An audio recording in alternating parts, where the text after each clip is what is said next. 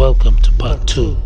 In the Bible, it is always the man first, but where on earth is the woman? The suppression of the divine feminine and the rise of toxic masculinity in a male-dominated society and patriarchal rule has been the underlying reason why women were purposely neglected and couldn't undertake religious roles or authoritative positions throughout history. During the Renaissance, the church replicated the social and gender hierarchies of the society in general. Although the idea that women's souls were equal to men's souls was taught and generally believed, men sat together on the right side of the church and the women sat together on the left-hand side. This was no coincidence, as the Latin word for the left meant sinister or evil, and the story of Eve continued to dictate women's status even where they sat.